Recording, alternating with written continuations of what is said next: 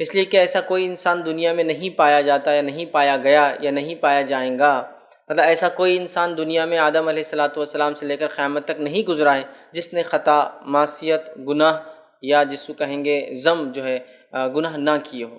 ہر انسان جو ہے گناہ گار ہے اپنے آپ میں، ہر انسان سے کچھ نہ کچھ خطا ہوتی ہے، چاہے وہ کوئی بھی، یاد رکھے کچھ نہ کچھ غلطی، خطا یا گناہ اس سے سرزد ہوتا ہے، یاد رکھے۔ جب انسان گناہ کر لیتا ہے، کوئی غلطی اس سے ہو جاتی ہے، کوئی خطا اس سے ہو جاتی ہے، تو اس سے جو معافی مانگنے کا طریقہ ہے، اللہ تعالیٰ کی طرف رجوع کرنے کا جو طریقہ ہے، اس کو توبہ اور استغفار کہتے ہیں۔ توبہ کا معنی ہوتا ہے اللہ کی طرف رجوع کرنا، پلٹنا، اور استغفار کا معنی ہوتا ہے جو گناہ انسان نے کیے اس گناہ کی معافی چاہنا۔ تو توبہ اور استغفار عموماً ایک ساتھ استعمال ہوتا ہے، اس لیے کہ جو انسان توبہ کرتا ہے، رب کی طرف پلٹتا ہے، رجوع کرتا ہے، ریٹرن ہوتا ہے، وہ استغفار بھی کرتا ہے، مطلب پلٹنے کے بعد جو گناہ ہوئے اس کی معافی بھی چاہتا ہے۔ تو توبہ پلٹنا مطلب غلط راستے سے پلٹ کر سیدھی راہ کی طرف مڑ جانا، صحیح چیز کی طرف پلٹ جانا، اپنی زندگی کی روش، گناہ کی روش کو چھوڑ کر پلٹ جانا، اپنے گناہوں کو چھوڑ دینا، یہ ہوا توبہ۔ اور استغفار، جب انسان توبہ کرتا ہے، پلٹتا ہے اپنے گناہوں سے، تو جو گناہ کر چکا ہے اس کے مٹانے کے لیے، اس کے خاتمے کے لیے، اس کے معافی کے لیے، اس کی مغفرت کے لیے وہ جو کام کرتا ہے اس کو کہتے ہیں استغفار۔ تو توبہ اور استغفار عموماً ہم معنی الفاظ ہیں، جو ہم معنی استعمال ہوتے ہیں، مطلب ایک ساتھ استعمال ہوتے ہیں، لیکن دونوں میں بس تھوڑا سا فرق یہ، توبہ پلٹنا ہے اور استغفار پلٹنے کے بعد اپنے گناہوں سے معافی چاہنا ہے۔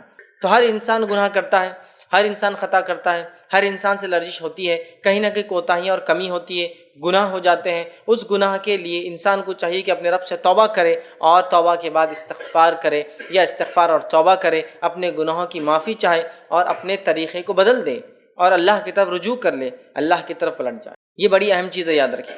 لیکن ہم دیکھتے ہیں آج اتنے گناہ اور معصیت جو ہم کرتے ہیں، ہم سے خطائیں ہوتی ہیں، اس کے باوجود بھی ہم توبہ اور استغفار کو اپنے اوپر لازم نہیں جانتے، یہ بڑی تعجب کی بات ہے۔ تو آج میں انشاءاللہ عزیز آپ تمام کے سامنے توبہ اور استغفار کی اہمیت، فضائل اور اس کی حقیقت رکھنے کی کوشش کروں گا۔ توبہ اور استغفار، حقیقت اور فضائل، تو یہ چند باتیں میں آپ کے سامنے رکھوں گا جس میں ہم انشاءاللہ عزیز دیکھیں گے کہ توبہ کی ریالٹی، حقیقت کیا ہے، اور اس کے بعد اس کے فضائل کیا ہے، کیا فائدے اس سے ہوتے ہیں، یاد رکھیں انسانوں کو۔ اور یہ بڑی اہم چیز ہے، چونکہ ہم توبہ اور استغفار کے کانسیپٹ کو یہ کیا ہے نہیں سمجھتے ہیں، نتیجتاً ہماری زندگیوں سے یہ چیز غائب نظر آ رہی، اس لیے کہ توبہ اور استغفار بولے تو کوئی انسان سمجھتا ہے جو گناہ کرے وہی کرے۔ یاد رکھیے یہ عاجزوں کا شیوہ رہا ہے۔ انبیاء علیہ الصلوۃ والسلام کی زندگی آپ دیکھیے، صحابہ، تابعین، تبع تابعین، سلف صالحین، وہ لوگ جو اللہ کا تقوی اختیار کرتے، اللہ سے خشیت رکھتے، ڈر رکھتے ہیں اور اللہ کے جانب جھکنے والے ہوتے ہیں۔ اسی طرح جو لوگ عاجز بندے ہوتے اللہ تعالیٰ کے، ان کی خصوصیت اور خاصیت یہ ہے کہ وہ توبہ کرتے ہیں، استغفار کرتے ہیں، وہ اپنے رب کی طرف بار بار پلٹتے ہیں۔ یہاں تک کہ آتا ہے کہ نبی اکرم صلی اللہ علیہ وسلم دن میں 70 مرتبہ استغفار کرتے، 100 مرتبہ توبہ کرتے ہیں۔ آپ اندازہ لگائیے توبہ اور استغفار کتنی اہم چیز ہے کہ انبیاء علیہ الصلوۃ والسلام اور بالخصوص نبی اکرم صلی اللہ علیہ وسلم جیسی ذات بھی اس کو نہیں چھوڑتی تھی۔ آج ہم نے اس کو معمولی سمجھ کے چھوڑ دیا، ہمیں اس کو واپس اپنانے کی ضرورت ہے، اس لیے کہ انسانی فطرت کا یہ تقاضا ہے کہ انسان خطا کرے گا، غلطی کرے گا۔ آئیے نبی اکرم صلی اللہ علیہ وسلم کیا فرماتے ہیں اس تقاضے کے تعلق سے، یہ جو فطرت کا تقاضا ہے غلطی کرنا، جس کے لیے توبہ اور استغفار حل ہے کہ غلطی کے بعد اس سے کیسے ہم رجوع کریں، اللہ سے کیسے معافی مانگیں۔ صحیح مسلم کی روایت ہے، نبی اکرم صلی اللہ علیہ وسلم فرماتے اور کہتے ہیں، مجھے قسم ہے ذات کی جس کے ہاتھ میں میری جان ہے، اگر تم گناہ نہ کرو تو اللہ تعالیٰ تمہیں ختم کر کے دوسری قوم لے آئے گا جو گناہ کریں گے اور پھر اللہ تعالیٰ سے توبہ کریں گے اور وہ انہیں بخش دیں گا۔ مطلب اللہ کے رسول صلی اللہ علیہ وسلم فرمانے سے روایت میں کہ اگر تم گناہ کرنا چھوڑ دو تو اللہ تعالیٰ تمہیں ختم کر کے ایک ایسی قوم لائیں گا جو گناہ کریں گی، پھر اپنے رب سے توبہ کریں گی اور اللہ تعالیٰ ان کو معاف کر دیں گا۔ تو یہاں بتانا یہ مقصود ہے کہ انسانی فطرت کا اٹوٹ حصہ ہے غلطی کرنا، ایسا ہو ہی نہیں سکتا کہ انسان اور غلطی نہ کرے۔ اگر ایسا ہوتا تو اللہ دوسروں کو لا لیتا جو غلطی کرنے والے ہوتے، چونکہ اللہ کی ایک صفت غفار ہے، معاف کرنے والا ہے، ٹھیک ہے۔ تو اللہ کی صفتیں دائمی ہیں، ہمیشہ ہمیشہ کے لیے، یاد رکھ، ہمیشہ ہمیشہ سے ہے اور ہمیشہ ہمیشہ رہنے والی، یاد رکھ، ٹھیک ہے۔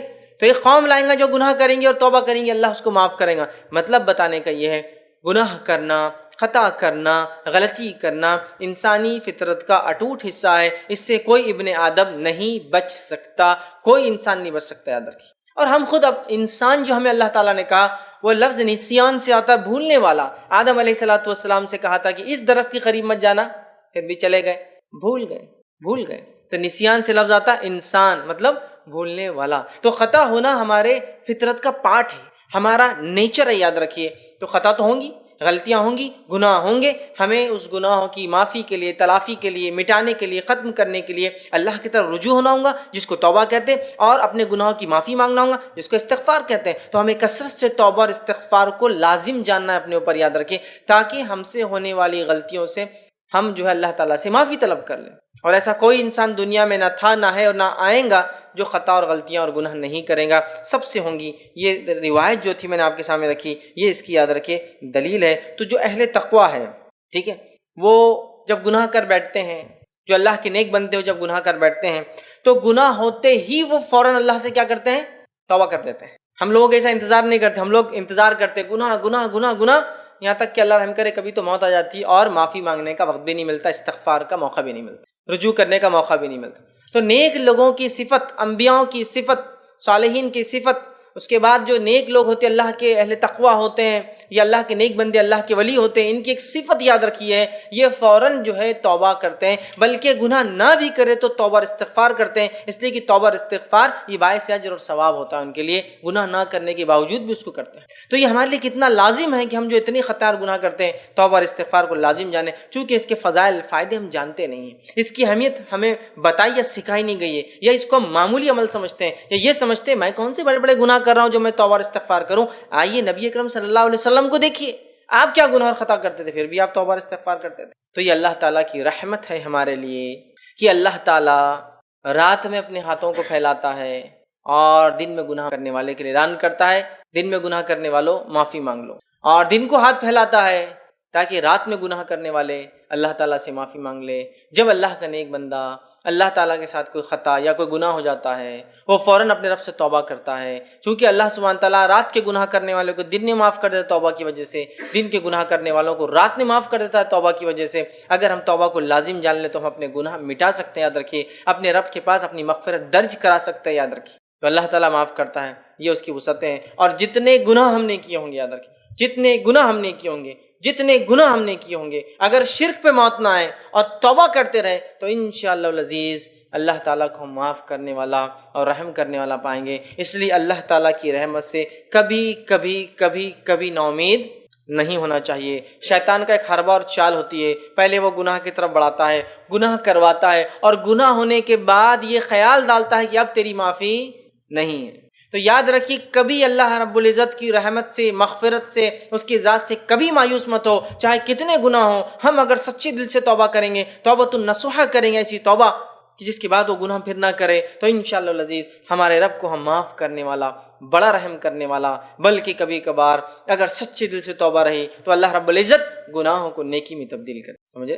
تو لہٰذا ہم خوب سے خوب توبہ کا اپنے اوپر جو دامن لازم جانیں، اور کبھی اللہ تعالیٰ سے نا امید نہ ہو۔ جب میں یہ کہہ رہا ہوں کہ اللہ تعالیٰ گناہ معاف کرتا ہے تو یقین جانیے میں آپ کو یہ دعوت نہیں دے رہا ہوں کہ گناہ کیجئے، میں یہ کہہ رہا ہوں کہ گناہ ہونا ہمارے فطرت کا حصہ ہے، is a part of human nature، یہ ہماری فطرت کا حصہ ہے۔ جب ہوتے ہیں تو توبہ کرنا یہ راستہ ہے ان سے بچنے کا، یہ توبہ کرنا یہ راستہ ہے ان کو معاف کرانے کا، اس بات کو یاد رکھیے۔ تو اللہ کی رحمت سے کبھی مایوس نہ ہوں۔ سورہ ہجر میں اللہ رب العزت فرماتا ہے، آیت نمبر جو ہے 56 کے اندر اللہ فرماتا اور کہتا ہے، قَالَ وَمَن يَقْنُطُ مِن رَحْمَةِ رَبِّهِ إِلَّا الضَّالُّونَ، گمراہوں کے سوا اللہ کی رحمت سے کوئی نا امید نہیں ہوتا ہے۔ اللہ کی رحمت سے وہ لوگ نا امید ہوتے ہیں جو ضالون ہوتے ہیں، صحیح راہ سے بھٹکے ہوئے ہوتے ہیں۔ تو ہمیں اللہ تعالیٰ کی رحمت سے کبھی مایوس نہیں ہونا چاہیے، گناہ چاہے کتنے ہی بڑے درجے کا ہو، ہمیں اپنے رب سے معافی مانگنا چاہیے، لیکن اس کے کچھ تقاضے ہیں، آخر میں انشاءاللہ تقاضے بھی رکھوں گا۔ اس کا ہرگز یہ معنی نہیں ہے کہ آپ وہی خطا بار بار کرتے جائے، پھر معافی مانگے، پھر وہی خطا کرے، پھر معافی مانگے۔ اس کے کچھ تقاضے انشاءاللہ آخر میں وہ تقاضے بھی ہم دیکھیں گے۔ تو اللہ کی رحمت سے ہمیں کبھی مایوس نہیں ہونا چاہیے۔ جامع ترمذی کی روایت ہے، نبی اکرم صلی اللہ علیہ وسلم فرماتے ہیں، حدیث کے راوی انس بن مالک رضی اللہ عنہ فرماتے اور کہتے ہیں، اللہ تعالیٰ کہتا ہے، اے ابن آدم، تو نے جب بھی مجھے پکارا اور میرے ساتھ امیدیں قائم کی، میں نے تمہارے گناہ بخش دی۔ اے ابن آدم، مطلب اللہ کی وسعت رحمت الہی کتنی وسیع ہے۔ کیا فرما رہے نبی اکرم صلی اللہ علیہ وسلم؟ اللہ تعالیٰ کہتا ہے، اے ابن آدم، تو نے جب بھی مجھے پکارا اور میرے ساتھ امیدیں قائم کی، میں نے تمہارے گناہ بخش دیے، میں نے تمہیں معاف کر دیا، چاہے وہ کیسے اور کتنے بھی ہو، چاہے وہ گناہ کیسے بھی تھے اور کتنے بھی ہو، اگرچہ وہ آسمان کی بلندیوں تک بھی کیوں نہیں پہنچتے ہوئے ہو، مطلب اتنے زیادہ ہو کہ زمین سے لے کے آسمان تک کیوں نہ ہو، پھر تم نے میری بخشش طلب کی اور میں نے بخش دیا، اور مجھے کسی کی کوئی پرواہ بھی نہیں۔ اے ابن آدم، تم نے جتنے بھی گناہ کیے ہو زمین سے لے کے آسمان تک، مجھ سے معافی طلب کی، میں نے تمہیں معاف کر دیا۔ اے ابن آدم، اگر زمین کے تہائیوں کے برابر گناہ کر کے بھی میرے پاس آؤ، زمین کی جتنی پرتیں جتنی تہ اگر اتنے گناہ کر کے بھی تم آؤ، تو میرے ساتھ اگر کسی کو تم نے شریک نہ کیا ہو تو میں تمہیں زمین کی پہناؤں کے برابر مغفرت نواز دوں گا۔ اے ابن آدم، تم نے اگر زمین سے لے کر آسمان تک بھی گناہ کیے ہوں گے تو میں معاف کر دوں گا اگر تم معافی مانگو گے۔ اے ابن آدم، اگر تم میرے پاس زمین کی تہ کے برابر، زمین کے وزن کے برابر بھی گناہ لاؤ گے تو میں تمہیں زمین کے وزن کے برابر رحمت کے ساتھ ملوں گا، بس تم نے میرے ساتھ شرک نہ کیا ہو، بس تم نے میرے ساتھ شرک نہ کیا ہو۔ اور اگر توبہ انسان کرے گا تو گناہ چاہے جتنے بھی ہو، جیسے بھی ہو، اللہ تعالیٰ ان تمام گناہوں کو بخشنے پر قادر ہے۔ اور اللہ کے رسول کیا فرمایا؟ اللہ تعالیٰ کہتا ہے اور مجھے کسی کی کوئی پرواہ نہیں ہے، تم اگر زمین سے لے کر آسمان تک گناہ لے کر بھی آؤ گے تو مجھے کسی کی پرواہ نہیں، یاد رکھیے میں تمہیں معاف کروں۔ مطلب یہ کہ انسان ہونے کے ناطے مجھ سے اور آپ سے خطائیں اور غلطیاں ہوتی ہیں۔ جب خطائیں، غلطیاں اور گناہ ہوتے ہیں تو ہمیں اللہ تعالیٰ سے فوراً اس کی معافی مانگ لینا چاہیے، توبہ کر لینا چاہیے، استغفار کرنا چاہیے، رجوع پلٹ جانا چاہیے ان گناہوں سے، اور خوب اللہ سے معافی طلب کرنا چاہیے، استغفار کرنا چاہیے کہ اللہ مجھ سے یہ گناہ ہوا ہے۔ ہم یقیناً دیکھیں گے ہمارے رب کو ہم توبہ قبول کرنے والا اور رحم کرنے والا پائیں گے۔ اسی طرح نبی اکرم صلی اللہ علیہ وسلم کا مقام ہم جانتے ہیں، مقام مصطفیٰ صلی اللہ علیہ وسلم ہم سب کو پتہ ہے، لیکن اس کے باوجود اس مقام پر نبی اکرم صلی اللہ علیہ وسلم جس مقام پر فائز ہے، نہ آپ سے پہلے کوئی ہوا تھا نہ آپ کے بعد قیامت تک کوئی ہوگا، اس کے باوجود بھی نبی اکرم صلی اللہ علیہ وسلم کتنے خالص دل سے دن اور رات، صبح اور شام اپنے رب سے توبہ اور استغفار کرتے۔ نبی اکرم صلی اللہ علیہ وسلم کا مقام ہم جانتے ہیں، اس مقام پر فائز ہونے کے بعد بھی رسول اکرم صلی اللہ علیہ وسلم صبح اور شام توبہ اور استغفار کرتے ہیں۔ یہ امت کے لیے نمونہ ہے کہ ہم توبہ اور استغفار میں کثرت کریں۔ آئیے نبی اکرم صلی اللہ علیہ وسلم کے تعلق سے قرآن کیا بیان کرتا ہے، رب العزت نے آپ کو کیا حکم دیا، پہلے اس حکم کو سنتے ہیں۔ سورہ محمد سورہ نمبر 47 آیت نمبر 19 میں اللہ فرماتا ہے اور کہتا ہے فَاعْلَمْ أَنَّهُ لَا إِلَهَ إِلَّا اللَّهُ وَاسْتَغْفِرْ لِذَنبِكَ وَلِلْمُؤْمِنِينَ وَالْمُؤْمِنَاتِ۔ اللہ فرماتا ہے کہتا ہے فَاعْلَمْ أَنَّهُ لَا إِلَهَ إِلَّا اللَّهُ، کہ اس بات کا اے محمد صلی اللہ علیہ وسلم علم رکھ لو کہ اللہ کے سوائے کوئی معبود برحق نہیں ہے، جان لیجئے کہ اللہ کے سوائے کوئی معبود برحق نہیں ہے، ٹھیک ہے۔ وَاسْتَغْفِرْ لِذَنبِكَ، اور اپنے گناہوں سے محمد صلی اللہ علیہ وسلم آپ استغفار کیجئے، اور اللہ فرماتا ہے اور اپنے گناہوں کی مغفرت اللہ سے طلب کیجئے، معافی مانگیے۔ وَلِلْمُؤْمِنِينَ، اور مومنوں کے لیے بھی آپ استغفار کیجئے، اور فرمایا وَالْمُؤْمِنَاتِ، اور مومن عورتوں کے لیے بھی، ایمان والیوں کے لیے بھی استغفار کیجئے۔ تو یہاں دیکھیے اللہ نے فرمایا وَاسْتَغْفِرْ لِذَنبِكَ، کہ اے محمد صلی اللہ علیہ وسلم آپ اپنے گناہوں سے اللہ سے استغفار کیجئے، معافی مانگیے، اور مومنوں کے لیے، اور مومن مرد اور مومن عورتوں کے لیے۔ تو یہاں اللہ رب العزت نبی کو اس مقام پر ہونے کے باوجود یہ کہہ رہا ہے اپنے گناہوں کی معافی طلب کیجئے۔ در حقیقت امت کو سبق ہے کہ امت کس کثرت استغفار کو لازم جائے، کہ نبی کو حکم آ رہا ہے۔ آئیے اسی طرح صحیح بخاری کی روایت ہے، نبی اکرم صلی اللہ علیہ وسلم کے تعلق سے آتا ہے، اور روایت کے الفاظ اس طرح سے ہیں مجھے اللہ کی قسم ہے میں ایک دن میں 70 مرتبہ سے زیادہ اللہ سے توبہ اور استغفار کرتا ہوں۔ نبی اکرم صلی اللہ علیہ وسلم فرماتے ہیں مجھے اللہ کی قسم ہے میں ہر روز دن میں 70 مرتبہ توبہ اور استغفار کرتا ہوں۔ نبی اکرم صلی اللہ علیہ وسلم کا معمول تھا آپ بکثرت توبہ اور استغفار کرتے، 70 مرتبہ آپ خود کہہ رہے ہیں میں اللہ کی قسم میں 70 مرتبہ سے زائد اللہ سے توبہ اور استغفار کرتا ہوں۔ ابو داؤد کی روایت ہے، عبداللہ بن عمر رضی اللہ عنہ اس کے راوی فرماتے اور کہتے ہیں کہ نبی اکرم صلی اللہ علیہ وسلم کی ایک مجلس میں بیٹھے، نبی اکرم صلی اللہ علیہ وسلم کی زبان مبارک سے نکلنے والے کلمے کو 100 مرتبہ سے زیادہ سنتے تھے۔ ہم نبی اکرم صلی اللہ علیہ وسلم کی زبان مبارک سے اس کلمے کو ایک مجلس میں more than 100 times 100 مرتبہ سے زیادہ سنتے تھے۔ وہ کیا کلمہ تھا؟ وہ کلمہ یہ تھا ربی اغفر لی وتب علیہ، اے اللہ میری مغفرت کر، مجھے معاف کر، وتب علیہ میں تیری طرف رجوع کرتا ہوں، پلٹتا ہوں، انک انت التواب الرحیم، اور اے اللہ تو رحم کرنے والا، تو توبہ قبول کرنے والا اور رحم کرنے والا ہے۔ ربی اغفر لی وتب علیہ انک انت التواب الرحیم، اس کلمے کو جس کا معنی اے اللہ میری مغفرت فرما دے، اے اللہ میری توبہ قبول فرما لے، تو بہت ہی توبہ قبول کرنے والا اور رحم کرنے والا ہے، اس کلمے کو نبی اکرم صلی اللہ علیہ وسلم ایک مجلس میں صحابی کہہ رہے ہیں ہم 100 مرتبہ سے زیادہ سن لیتے تھے، 100 ٹائمز آپ ریپیٹ کر دیتے تھے۔ پہلی والی روایت میں نبی اکرم صلی اللہ علیہ وسلم خود فرما رہے ہیں کہ میں 70 سے زیادہ توبہ اور استغفار کرتا ہوں. اس روایت میں آ رہا ہے کہ آپ مور دین 100 ٹائمز ایک مرتبہ ایک مجلس میں بیٹھ جاتے تو 100 مرتبہ استغفار کر لیتے. آپ اندازہ لگائیں 100 مرتبہ استغفار کرتے. تو اس سے پتہ چلتا ہے نبی اکرم صلی اللہ علیہ وسلم کا مقام ہم سب جانتے ہیں. اس مقام کے بعد بھی نبی اکرم صلی اللہ علیہ وسلم کا اس کثرت سے استغفار امت کے لیے بہت بڑی دلیل ہے کہ ہم کتنے گناہ اور معصیت کرتے ہیں. ہمارے لیے کتنا ضروری ہے کہ توبہ اور استغفار کو ہم اپنی نفس پر لازم جانیں، اس کے فضائل، اس کی اہمیت کو ہم سمجھیں. آئیے آگے بڑھتے ہیں. توبہ اور استغفار کے تعلق سے چند باتیں اور دیکھتے ہیں. مخلص اور متقی لوگوں کا توبہ اور استغفار یہ اوصاف، یہ صفت ہے. پہلے تو نبی اکرم صلی اللہ علیہ وسلم کی خود یہ عادت مبارکہ تھی.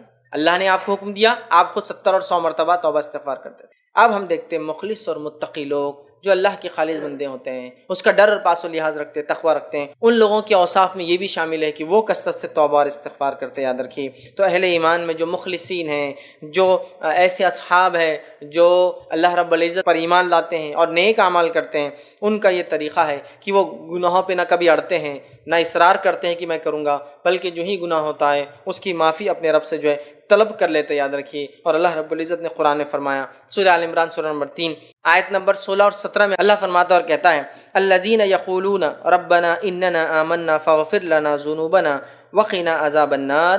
اللہ فرماتا ہے ایمان والوں کا، مخلص ایمان لانے والوں کا، اللہ کے نیک بندوں کی ایک صفت آ رہی ہے. اللہ فرماتا ہے الذین یقولون ربنا اننا آمنا، وہ کہتے ہیں جو اللہ کے نیک بندے ہوتے ہیں، وہ لوگ جو کہتے ہیں کہ اے ہمارے پروردگار ہم ایمان لائے، تو ہمارے گناہ بخش دے. یقولون ربنا اننا آمنا، وہ کہتے اللہ ہم ایمان لائے. پھر فرماتا فاغفر لنا ذنوبنا، تو اللہ ہمارے گناہوں کو تو معاف کر، وقنا عذاب النار، اور ہمیں جہنم کے آگ کے عذاب سے بچا. نیک لوگوں کی صفت یہ ایمان لانے کے بعد اپنے گناہوں کی معافی طلب کرتے ہیں. یہ افسوس کی بات ہے، ہم لوگ اپنے آپ کو ایمان والا کہتے ہیں، لیکن ایمان کے بعد یہ ہم اپنے گناہوں کی معافی کروانا افسوس کی بات بھول جاتے ہیں. ایسا سوچتے ہیں کہ ہم گناہ کرتے کب ہیں. یہاں اللہ فرما رہا ہے الذین یقولون ربنا اننا آمنا فاغفر لنا. نیک لوگوں کی صفت یہ وہ کہتے ہیں اللہ ہم تجھ پر ایمان لائے اور ہمارے گناہوں کو معاف کر. کیا فرمانا؟ ذنوبنا وقنا عذاب النار، ہمیں جہنم کے عذاب سے، آنکھ کے عذاب سے بچا. پھر آگے فرمائے الصابرین والصادقین والقانتین والمنفقین والمستغفرین بالاسحار.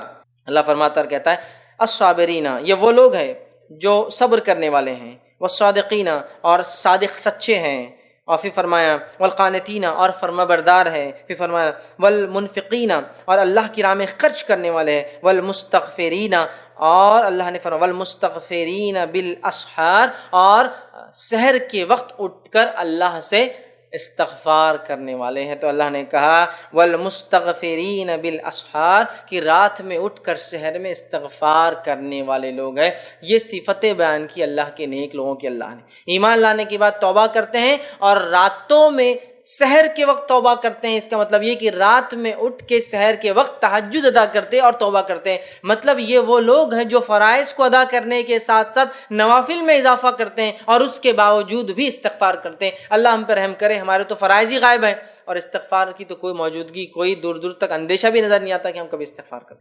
یہ وہ لوگ ہیں جو ایمان لاتے ہیں، فرائض ادا کرتے ہیں، نوافل راتوں کو اٹھتے ہیں اور پھر استغفار بھی کرتے ہیں. رات میں اٹھ کے استغفار کی خاص تذکرہ آ رہا ہے. تو گویا نفل ادا کرنے والے لوگ ہیں. نفل ادا کرنا بہت بھاری ہوتا ہے، یاد رکھیے، آسان نہیں ہوتا ہے. فرض تو ہے ہی، ظاہر سی بات ہے، فرض کے بعد نفل ہے، لیکن جو فرض کے بعد نفل کرے مطلب بہت بھاری بوجھ اٹھا رہا ہے، مطلب وہ فرض سے آگے بڑھ کے نوافل میں لگا رہا ہے. یاد رکھیے بہت ٹف، بہت مشکل کام ہے. فرائض ہی کتنے مشکل سے ہوتے ہیں اندازہ ہوتا ہے نا. نوافل کے لیے کوئی جا رہا ہے مطلب کتنا اپنے نفس پر قابو پا چکا ہے ماشاءاللہ وہ انسان کہ نفل کے لیے جاتا ہے، فرائض سے آگے بڑھتا ہے. سمجھ رہے ہیں آپ بات کو؟ تو یہاں نیک لوگوں کی صفت اللہ رب العزت نے بتائی ہے. تو متقی لوگ جو ہے بکثرت اللہ سے توبہ اور استغفار کرتے. یاد رکھیے دوسری جگہ اللہ رب العزت فرماتا ہے سورہ الذاریات آیت نمبر 18 میں اللہ نے فرمایا وبالاسحار هم یستغفرون، اور اللہ نے فرمایا اور وہ بوقت سحر استغفار کرتے ہیں. اور وہ لوگ اللہ کے نیک بندے بوقت سحر استغفار کرتے ہیں، اپنے گناہوں کی رب سے معافی طلب کرتے رات میں. اور کیوں نہ ہوں، حدیث میں آتا صحیح مسلم کی، ہر رات اللہ تعالیٰ آسمانی دنیا پہ نازل ہوتا ہے، ہر رات، رمضان میں نہیں، ہر رات. اور ایک آواز لگائی جاتی ہے کوئی مانگنے والا میں دینے بیٹھا ہوں، ہے کوئی معافی چاہنے والا میں معاف کرنے بیٹھا ہوں. تو وہ اس وقت اٹھتے ہیں جو سحر کا آخری وقت ہوتا ہے اور وہاں اپنے رب سے استغفار کرتے. دو جگہ فرما دیا، راتوں کو اٹھ کر سحر میں استغفار کرتے. اسی طرح توبہ اور استغفار نبی اکرم صلی اللہ علیہ وسلم کا اسوہ تھا، طریقہ تھا۔ ایک تو اللہ نے حکم دیا، متقیوں کی صفت توبہ استغفار ہے، نبی اکرم صلی اللہ علیہ وسلم کا اسوہ طریقہ تھا، اور آپ کے تعلق سے آتا ہے کہ آپ بکثرت توبہ اور استغفار کرتے ہیں۔ اور اللہ رب العزت قرآن میں سورہ نصر سورہ نمبر 110 آیت نمبر 1 سے لے کر 3 میں فرماتا ہے اور کہتا ہے، نبی اکرم صلی اللہ علیہ وسلم کو یہ حکم آیا جب آپ نبوت کا مشن ختم کرنے پر تھے، اب آپ کا دنیاوی مشن، نبوی مشن فنش ہو رہا تھا، ختم ہو رہا تھا، آپ لوٹ کر اپنے رب کے پاس اب جانے والے تھے، تو اللہ تعالیٰ نے رب کے پاس آنے سے پہلے کوئی طریقہ بتایا نبی اکرم صلی اللہ علیہ وسلم کو کہ نبی آپ کو کیا کرنا ہے ہمارے پاس آنے سے پہلے۔ وہ کیا طریقہ تھا؟ اللہ رب العزت فرماتا ہے اذا جاء نصر اللہ والفتح، اذا جاء نصر اللہ والفتح، کہ جب تم دیکھو اللہ کی مدد اور فتح تمہارے پاس آ گئی، ورأیت الناس يدخلون فی دین اللہ افواجا، اور جب تم دیکھو کہ لوگ فوج در فوج، جوگ در جوگ، گروپ میں بڑی بڑی تعداد میں اسلام میں آنا شروع ہو گئے، حق کی طرف آنا شروع ہو گئے، دین میں آنا شروع ہو گئے، فسبح بحمد ربک واستغفر، تو اے نبی اب آپ لگ جائیے، اللہ کی حمد و ثنا بیان کیجیے، فسبح تسبیح بیان کیجیے، بڑائی بیان کیجیے اپنے رب کی، فسبح بحمد ربک واستغفر، اپنے رب کی تسبیح حمد و ثنا بیان کیجیے اور استغفار طلب کیجیے، انہ کان توابا، اور یقیناً آپ کا رب توبہ قبول کرنے والا ہے۔ تو یہاں آپ دیکھیے فسبح بحمد ربک واستغفر انہ کان توابا، یہاں اس آیت میں عبداللہ ابن عباس رضی اللہ عنہما اس کی تفسیر کرتے اور کہتے ہیں یہ آیت اشارہ کر رہی تھی کہ نبی اکرم صلی اللہ علیہ وسلم کا ورلڈلی مشن کمپلیٹ ہو گیا، دنیاوی مقصد پورا ہوا، اب آپ دنیا سے کوچ کرنے والے ہیں، جانے والے ہیں۔ تو اس سے پہلے کیا کرنا ہے؟ فسبح بحمد ربک واستغفر۔ تو یہاں علماء لکھتے ہیں کہ آخر وقت میں جب انسان کو پتہ چل جائے اس کا یہ آخر وقت ہے، کثرت سے اللہ کی حمد و ثنا کرے اور استغفار کرے۔ مطلب ہے کہ جب انسان بوڑھا ہو جاتا ہے، یقیناً جوان بھی کرے، لیکن بڑھاپے کے بعد تو یقینی موت ہوتی ہے، جوان کو امید ہوتی ہے، کثرت سے آخر وقت میں کثرت سے اللہ کی حمد و ثنا اور استغفار کرنا چاہیے۔ یہ بڑی افسوس کی بات ہے ہماری امت میں، جب انسان بوڑھا ہو جاتا ہے کثرت سے توبہ اور استغفار کے بدلے کثرت سے وہ ٹی وی اور موبائل اور میڈیا کے اندر پھنسا ہوا رہتا ہے، کثرت سے پوتے اور پوتیاں بازو ہے، نواسی اور نواسیاں بازو اور ہینڈ سیٹ اس کے اندر ریموٹ کنٹرولر، بس یہ اس کی زندگی ہے، میچز دیکھ رہا ہے، ڈرامے دیکھ رہا ہے، اور جو ہے ٹی وی کے سامنے لگا ہوا، یہ اس کی زندگی۔ آخر وقت میں خاص طور سے فسبح بحمد ربک واستغفر، اے نبی اللہ کی حمد و ثنا بیان کی، تسبیح بیان کیجیے، استغفار کیجیے، انہ کان توابا، یقیناً آپ کا رب توبہ قبول کرے۔ تو نبی اکرم صلی اللہ علیہ وسلم زندگی میں بھی کرتے رہے، آپ کے نبوی مشن کے خاتمے کے بعد بھی اللہ تعالیٰ نے آپ کو اسی کا حکم دیا۔ حجاج جو لوگ حج کو جاتے ہیں، اللہ تعالیٰ نے ان کو بھی اسی کا حکم دیا کہ عرفے میں اور مزدلفہ کے اندر وہ لوگ کیا کریں، ان کے تعلق سے قرآن فرماتا ہے، کہتا ہے سورہ بقرہ سورہ نمبر 2 آیت نمبر 199 میں اللہ نے فرمایا ثم افیضوا من حیث افض الناس واستغفروا اللہ ان اللہ غفور الرحیم۔ اللہ فرماتا ہے اور کہتا ہے پھر تم بھی وہاں سے ہو کر لوٹو جہاں سے ہو کر دوسرے لوگ لوٹتے ہیں، اور فرمایا اور اللہ سے مغفرت طلب کرو، بے شک اللہ بڑے بخشنے والا بہت رحم کرنے والا ہے۔ اور عرفہ میں جب لوگ کھڑے ہو کر اپنے رب سے معافی مانگتے ہیں تو اللہ تعالیٰ اہل عرفہ کی طرف دیکھتا ہے جو عرفات کے میدان میں، اور کہتا ہے فرشتوں گواہ رہنا میں نے ان سب کو معاف کر۔ حج میں بھی استغفار، اور حج کیا ہے؟ عرفہ ہی حج ہے، عرفہ ہی حج ہے، اور وہاں کیا حکم دیا گیا؟ توبہ اور استغفار اور دعا کرنے کا۔ گویا حج بھی توبہ اور استغفار اور دعا ہے، اور کچھ بھی۔ گناہوں سے معافی، گناہوں کی معافی بہت ضروری، یاد رکھیے ہم میں سے کوئی شخص چونکہ گناہ سے بچتا نہیں ہے اور گناہ کے ساتھ جنت میں داخلہ نہیں ہو سکتا جب تک کہ ہمارا رب اپنے فضل جود اور کرم اور ہمارے کیے گئے وہ اعمال جو اس کو پسند تھے اس کو قبول نہ کر لے۔ ایک تو فضل ہو اللہ کا اور پھر ہمارے اعمال کو قبول کرے، اس کے بغیر معافی نہیں۔ تو حجاج کو بھی استغفار کا حکم دیا گیا۔ نبی اکرم صلی اللہ علیہ وسلم کا طریقہ بھی استغفار ہے، آپ 70 سے 100 مرتبہ کرتے ہیں۔ اہل تقوی اللہ کے نیک بندوں کا شعار یہی ہے۔ نبی کو اپنے نبوی مشن کے خاتمے پر اس کا حکم دیا گیا۔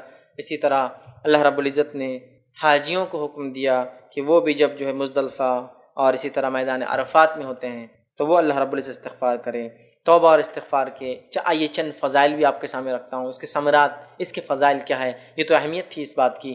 اس کے ثمرات، اس کے فضائل میں جو سب سے پہلی چیز آتی ہے وہ یہ ہے، یاد رکھیے استغفار کے تعلق سے کہ استغفار کرنے سے اللہ رب العزت ہم پر رحم کرتا ہے۔ استغفار کرنے سے، اپنے گناہوں کی معافی مانگنے سے اللہ تعالیٰ مجھ پر اور آپ پر رحم کرتا ہے۔ ہم سب اللہ سے رحم کی بھیک مانگتے ہیں، دن رات مانگتے ہیں، اس لیے کہ ہم سب گناہ گار خطا کار ہیں۔ اگر اللہ تعالیٰ ہمیں رحم نہ کرے، ہمیں معاف نہ کرے تو یاد رکھیے ہمارا کوئی مددگار روز قیامت نہیں ہوگا۔ تو یہاں اللہ رب العزت کے رحم چاہنے کے لیے ہمیں چاہیے کہ ہم استغفار کریں۔ اللہ رب العزت سورہ نمل سورہ نمبر 27 اور آیت نمبر جو ہے 46 میں فرماتا اور کہتا ہے لولا تستغفرون اللہ لعلکم ترحمون۔ اللہ فرماتا اور کہتا ہے تم اللہ سے استغفار کیوں نہیں کرتے تاکہ تم پر رحم کیا جائے۔ تم اللہ تعالیٰ سے استغفار کیوں نہیں کرتے تاکہ تم پر اس دنیا اور آخرت میں رحم کیا جائے۔ میرے بھائیوں، دنیا اور آخرت کی مصیبت، پریشانیاں، تکلیف، مصائب اور دنیا میں افراد اور ملکوں کی حفاظت کا ذریعہ توبہ اور استغفار ہے۔ اس لیے کہ اللہ مصیبت اس لیے لاتا ہے کہ انسان پر، اس لیے کہ بیما کسبت ایدی الناس، یہ ہمارے ہاتھوں کی کمائی ہوتی ہے، ہم کماتے ہیں ہاتھوں کے عادت۔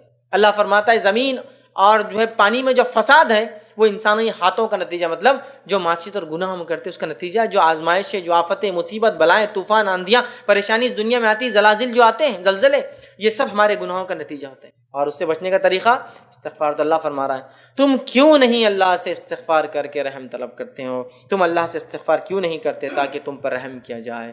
تو اللہ سے رحم چاہتے ہیں ہم، تو استغفار کا پہلا فائدہ، رحم اگر چاہیے اللہ کا تو استغفار کرنا ہوگا، توبہ کرنا ہوگا۔ دوسرا سورہ نور سورہ نمبر 24 آیت نمبر 31 میں اللہ فرماتا ہے اور کہتا ہے وَتُوبُوا إِلَى اللَّهِ جَمِيعًا أَيُّهَا الْمُؤْمِنُونَ لَعَلَّكُمْ تُفْلِحُونَ، اور اے ایمان والو تم سب کے سب اللہ کی طرف توبہ کرو تاکہ تم فلاح پاؤ، کامیابی پاؤ، کامرانی پاؤ، سکسس پاؤ، فلاح پاؤ۔ فلاح پانے کا طریقہ کیا ہے؟ وَتُوبُوا إِلَى اللَّهِ جَمِيعًا أَيُّهَا الْمُؤْمِنُونَ، اے ایمان والو تم سب کے سب اللہ کی طرف جو ہے توبہ کرو، رجوع کرو، لعلکم تفلحون، تاکہ تم فلاح پاؤ۔ تو اللہ سے رحم چاہیے تو ہمیں استغفار کرنا ہے، اللہ کی طرف سے فلاح اور کامیابی چاہیے تو ہمیں رجوع کرنا ہے، لوٹنا ہے اللہ کی طرف، پلٹنا ہے، گناہوں کے راستے کو چھوڑ کر تقوی کا راستہ اپنانا ہے، تب ہمارے گناہ اللہ تعالیٰ جو معاف کریں گا۔ تو فلاح پانے کا، نجات پانے کا، سکسس پانے کا یہ طریقہ ہے، یاد رکھیے وہ کیا ہے؟ توبہ۔ آئیے آگے بڑھتے ہیں۔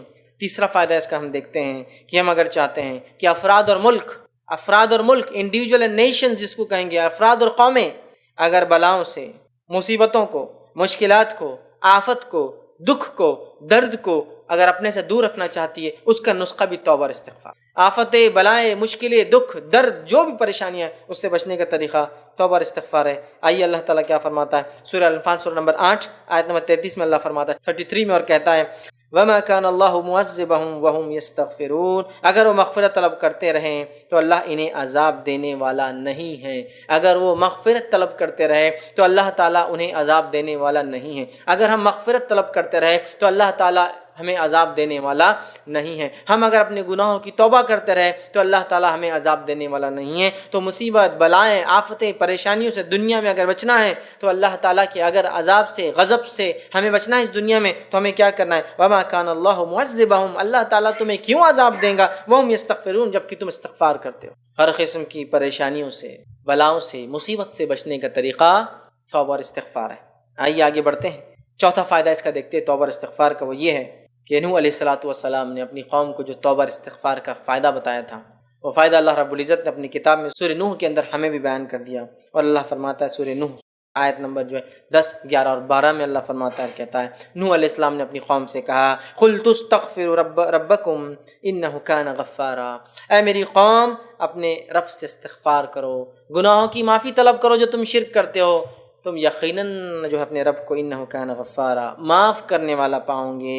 یرسل السماء علیکم مدرارا، اگر تم توبہ اور استغفار کرو گے رب تمہیں معاف کریں گا، اور آسمان سے موسلا دھار، آسمان سے نفع بخش، آسمان سے مسلسل چلنے والی نفع بخش بارش تمہارے لیے برسائیں۔ یرسل السماء علیکم مدرارا، تمہارے لیے موسلا دھار، کنٹینیوسلی بینیفیشل، فائدے مند، اس لیے کہ کنٹینیوس زیادہ بارش بھی نقصان دے، فائدے مند بارش کو برسائیں گا۔ کیا کرو گے تو؟ قُلْتُ اسْتَغْفِرُوا رَبَّكُمْ إِنَّهُ كَانَ غَفَّارًا، اگر تم اپنے رب سے اپنے گناہوں کی معافی مانگو گے تو اے لوگوں، اے قوم، اللہ آسمان سے بارش برسائیں۔ تو اللہ تعالیٰ سے اگر بارش چاہیے آسمان سے، نفع بخش اچھی بارش، تو کیا کرنا ہوگا؟ استغفار کرنا ہوگا۔ یہ اس کا چوتھا فائدہ ہے۔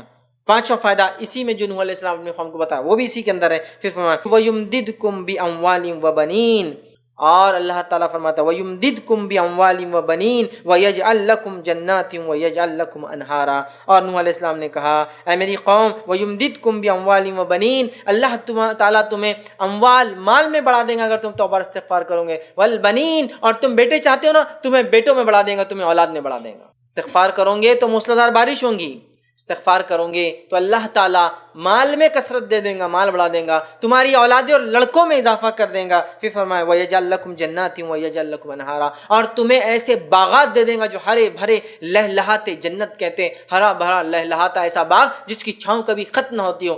اللہ فرماتا ہے وَيَجْعَلْ لَكُمْ جَنَّاتٍ، اور تمہیں عطا کر دیں گا ایسے باغ جن کی چھاؤں ختم نہ ہو، جو ہرے بھرے رہیں گے، وَيَجْعَلْ لَكُمْ أَنْهَارًا، اور نہریں جاری کر دیں گا، پانی کا ذریعہ جاری کر دیں گا۔ ان 3 آیتوں میں اللہ تعالیٰ نے نوح علیہ السلام کے ذریعے 4 فائدے جو ہے قوم کو بتائے، ٹھیک ہے، 4 فائدے بلکہ 5 فائدے قوم کو بتائے۔ پہلا آسمان سے مسلسل بارش، دوسرا مال میں اضافہ، تیسرا اولاد میں اضافہ، چوتھا باغات ہرے بھرے، اور 5واں نہریں جاری کر دیں گا، پانی کا سورس نہریں جاری کر دیں گا۔ 5 فائدے 3 آیتوں کے اندر۔ تو یہ تھے 4، 5، 6، 7 اور 8 نمبر کے فائدے، فضائل جو استغفار کرنے سے آتے ہیں۔ تو استغفار کے فضائل میں دیکھیے یہ بھی چیز شامل ہے۔ آئیے آگے بڑھتے ہیں۔ 9واں فائدہ استغفار کا وہ کیا ہے؟ وہ یہ ہے اللہ تعالیٰ دنیا کی زندگی اچھی کر دیں گے۔ اللہ تعالیٰ دنیا کی زندگی اچھی کر دیں گا۔ کون ہے جو نہیں چاہتا دنیا کی اچھی زندگی؟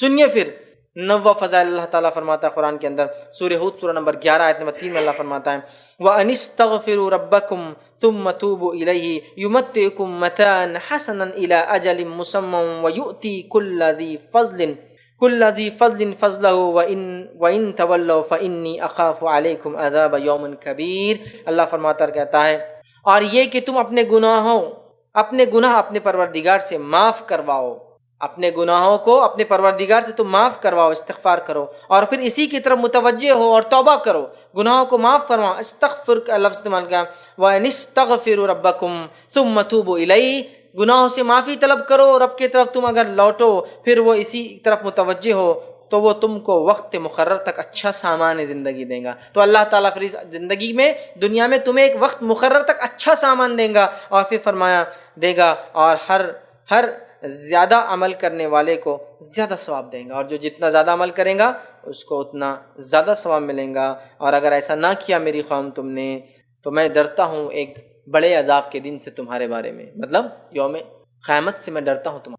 تو یہاں ایک اچھی زندگی دنیاوی چاہیے تو توبہ اور استغفار کرنا ہے، تو ایک اچھی زندگی انشاءاللہ العزیز مجھے اور آپ کو ملیں گی۔ یہ 9واں فائدہ تھا۔ آگے بڑھتے ہیں۔ 10واں فائدہ کیا ہے؟ وہ ایک حدیث کے اندر آتا ہے۔ یوں تو اس کے اتنے فضائل ہے کہ میں سمجھتا ہوں اگر میں پورے فضائل لوں گا تو وقت بھی نہیں پوریں گے۔ ہم سیدھا لے رہے ہیں، جو 10 ایک فضائل ہم دیکھ رہے ہیں، اتنے فضائل قرآن حدیث میں آتے ہیں۔ آئیے آگے بڑھتے ہیں۔ اور ایک فضیلت جو آتی ہے ابو داؤد کی روایت ہے، نبی اکرم صلی اللہ علیہ وسلم دیکھیے کیا فرماتے ہیں، کیا فضیلت ہے توبہ اور استغفار کی، سنیے غور سے۔ اللہ کے رسول صلی اللہ علیہ وسلم فرماتے ہیں جس نے استغفار کو اپنے اوپر لازم کر لیا، جس نے استغفار کو اپنے اوپر لازم کر لیا کہ مجھے یہ کرنا ہے، جس نے استغفار کو اپنے اوپر لازم کر لیا، اللہ اسے ہر غم سے نجات دے دیتا ہے۔ اللہ اسے ہر غم سے نجات دے دیتا ہے۔ اللہ اسے ہر غم سے نجات دے دیتا ہے۔ ہر تنگی وہ مشکل سے نکال دیتا ہے، ہر تنگی اور مشکل سے نکال دیتا ہے، اور وہاں سے رزق عطا فرماتا ہے جہاں سے اس نے سوچا بھی نہیں ہوگا۔ وہاں سے رزق عطا فرماتا ہے، روزی دیتا ہے جہاں سے اس نے سوچا بھی نہیں ہوگا۔ ایک حدیث 3 فضائل، 10واں 11واں اور 12ویں فضیلت، 3 فضائل کیا کیا استغفار کے۔ اور آپ جہاں استغفار کا تذکرہ دیکھیں گے نا حدیث میں بالخصوص، تو ایک فائدہ تو حدیث میں ہی نہیں، 2، 3، 4، 5 فائدے ایک ہی حدیث میں ایک ساتھ آتے ہیں۔ دوسرے عمل کا کیسا، ایک حدیث آتی ہے تو ایک ہی فضائل یا فائدہ۔ استغفار کا جامع معاملہ آئے گا نا تو جیسا دیکھیے نوح علیہ السلام نے اپنی قوم کو کہا 5 فائدے بتائے، استغفار کے 5 فائدے۔ اللہ کے رسول صلی اللہ حدیث آپ دیکھیے 3، 4، 5 فائدے استغفار کے ایک ساتھ، یہ بڑا اہم عمل ہے، یاد رکھیے۔